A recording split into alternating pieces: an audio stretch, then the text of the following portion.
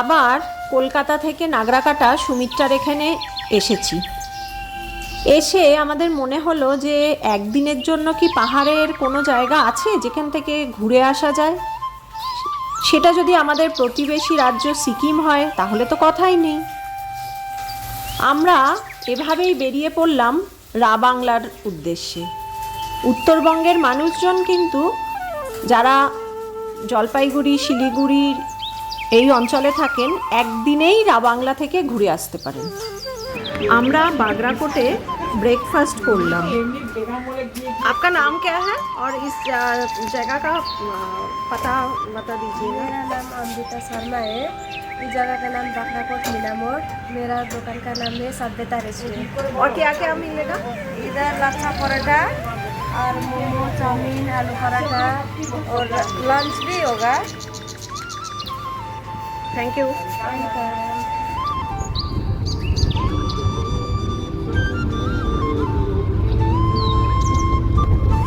যাওয়ার রাস্তায় এই সেবক থেকে রংপুর যে রেল লাইনটা হচ্ছে সেই রেল লাইনটায় কাজ চলছে আমরা দেখতে পেলাম।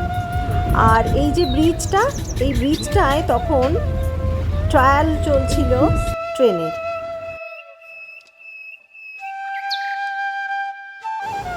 এরপর আমরা তিস্তা বাজারের ব্রিজের ওপর দিয়ে আবার তিস্তাকে ক্রস করলাম।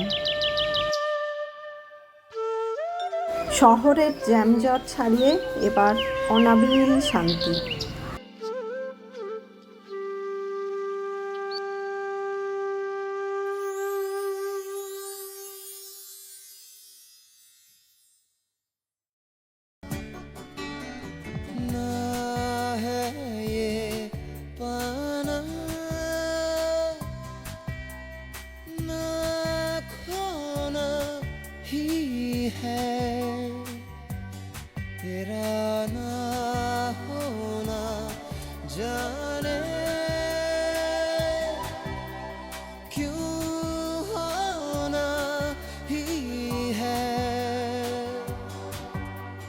तुमसे ही दिन होता है, सुरमई शाम आती है, तुमसे ही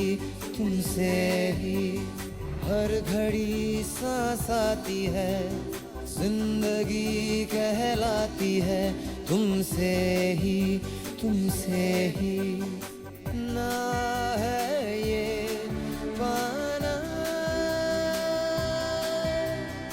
ना खोना ही है, तेरा ना होना। আমরা এখন সাউথ সিকিমের রাবাংলায় এসে গেছি। রাবাংলার সঙ্গে সবাই এখন পরিচিত। জায়গাটা একটা ছোট্ট জনপদ, কিন্তু ট্যুরিস্টদের কাছে আকর্ষণ অন্যতম। আর আকর্ষণের কেন্দ্রবিন্দু হচ্ছে এই গৌতম বুদ্ধার বড় স্ট্যাচু। এটা হচ্ছে বুদ্ধা পার্ক। তো আমরা এর ভেতরে যাব, তার আগে এই দিকের এই জায়গাটা এত সুন্দর, রাস্তাটা। আর সিকিমের যেটা প্রধান, মানে আমাদের কাছে যেটা সবচেয়ে বেশি ভাল লাগে সেটা হচ্ছে পরিষ্কার পরিচ্ছন্নতা, যেটা আমাদের ওয়েস্ট বেঙ্গলে চারিদিকে প্লাস্টিক পড়ে থাকে, আর এখানে এসেই সেটা একদম পরিষ্কার। সেই মানুষরাই আমরা চেঞ্জ হয়ে যাই। এটাই যদি আমরা সব জায়গায় করতে পারি তাহলে পৃথিবী অনেক সুন্দর হবে। আমরা এখন ওই টিকিট কাউন্টারের দিকে যাচ্ছি। এ হচ্ছে পৌলমী, আর এ হচ্ছে সুমিত্রার মেয়ে কৃষ্টি। লজ্জা পাচ্ছে, দারুণ লাগছে।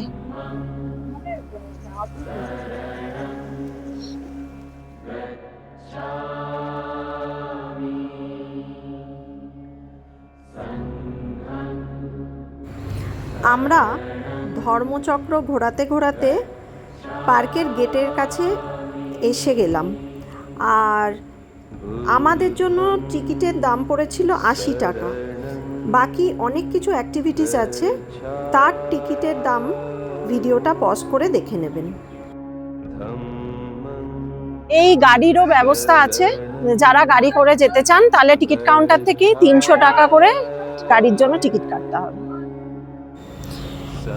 দক্ষিণ সিকিমের রাবাংলার যে বুদ্ধ পার্কটি তার নাম তথাগত সাল। এখানে বুদ্ধের প্রায় 130 ফুট উঁচু একটা মূর্তি রয়েছে। মূর্তির ভেতরে একটি মিউজিয়াম রয়েছে। বুদ্ধের জন্মের জাতকের কাহিনী সুন্দর করে দেখানো আছে। বুদ্ধের জন্মের 2550তম যে জন্মবার্ষিকী, তখন এটা 2013 সালে প্রতিষ্ঠা করা হয়।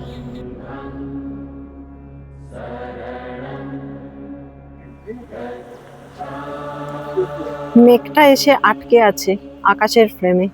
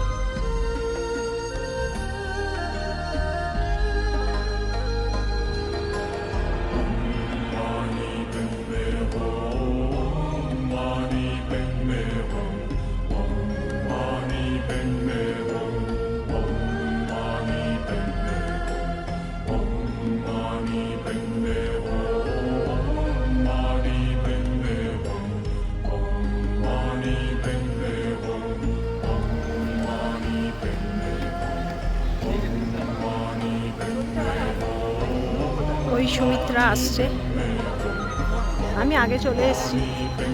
ও একটু ধীরে সুস্থে দেখতে দেখতে আসছে।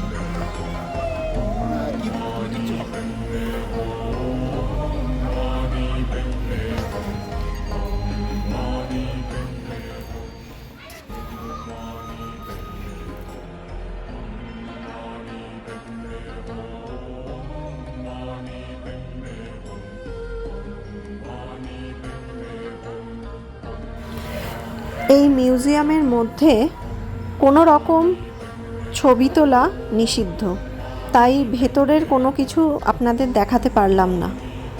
আপনারা নিজে এসে দেখবেন, খুব ভাল লাগবে, কথা দিচ্ছি।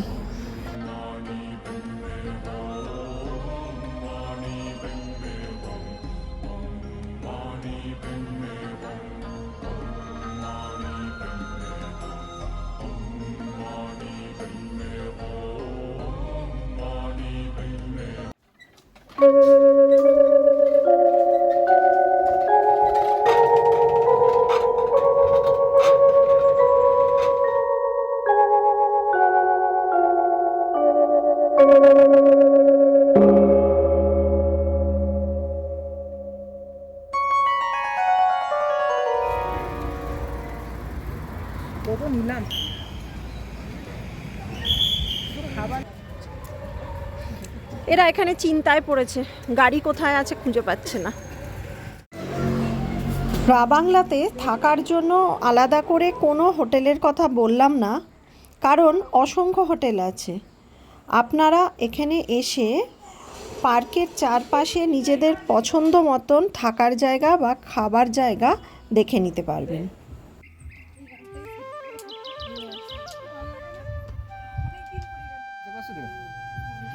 আমরা এবার রাবাংলা থেকে ফেরার রাস্তায় এই লালিগুড়াসের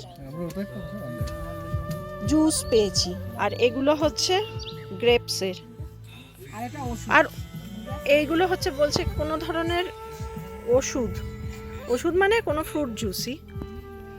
তো এর বড় বটলগুলোর দাম হচ্ছে, এগুলো হচ্ছে 200 টাকা, আর এই ছোটগুলো হচ্ছে 100 টাকা। খেয়ে বলছি কেমন।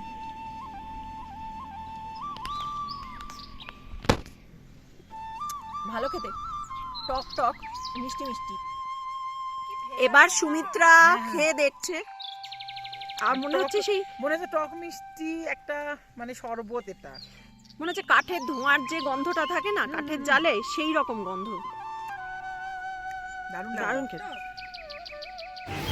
এরপর এখানে আবার অর্গ্যানিক সবজি কিছু বিক্রি হচ্ছে দেখে আমরা লোভ সামলাতে পারলাম না, গিয়ে দোকানে ঝাঁপালাম।